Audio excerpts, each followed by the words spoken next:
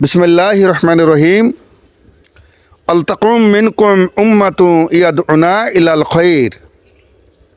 আল্লাহ পাক বলতেছেন, অবশ্যই তোমাদের মধ্যে, অবশ্যই কথাটা কিন্তু ব্যবহার আছে, অবশ্যই তোমাদের মধ্যে একটা উত্তম দল থাকতে হবে। একা একা আপনি থাকতে পারবেন না। পৃথিবীর মধ্যে নবী রসুল আর কিন্তু আসবে না। আসবে কি? তাহলে আসমান থেকে ফেরেশতা আসি এই অঞ্চলে, আমাদের অঞ্চলে কাজ করবে? আল্লাহ শিখিয়ে দিয়েছে তোমাদের মধ্যে অবশ্যই একটা দল থাকতে হবে। সে দলটার কাজ হবে ইয়ামুরুনা বিল মারুফ। এ দলের কাজ হলো মানুষদেরকে ভালো কাজের দিকে ডাকবে।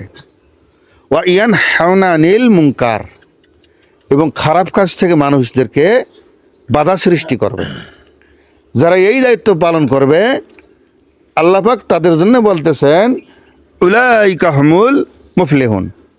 আর ওদের জন্যই আছে পুরস্কার, ওরাই হবে মহা সফলকারী। আমরা কি কাল কিয়ামতে সফল হতে চাই না? অবশ্যই আমরা এই সফল হতে চাই।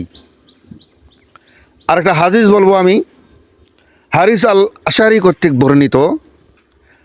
হাদিসটা হলো, আনা আমরুকুম বি খামসিন আল্লাহু আমারুনি বিহিন্না আল জামাতু আসসামু আত-তাআতু আল হিজরাতু আল জিহাদু ফি সাবিলিল্লাহ।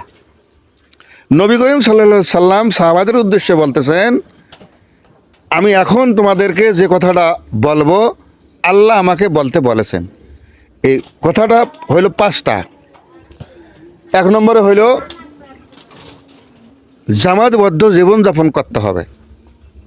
2 নম্বরে হইল নেতার কথা মনোযোগ দিয়ে শুনতে হবে। 3 নম্বর কথা হইল এ কথাগুলা আপনাকে আমাকে আনুগত্য করতে হবে, পালন করতে হবে।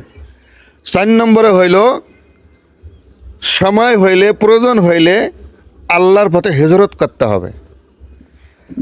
5 নম্বরে হইল প্রয়োজনে আল্লাহর পথে জিহাদ করতে হবে।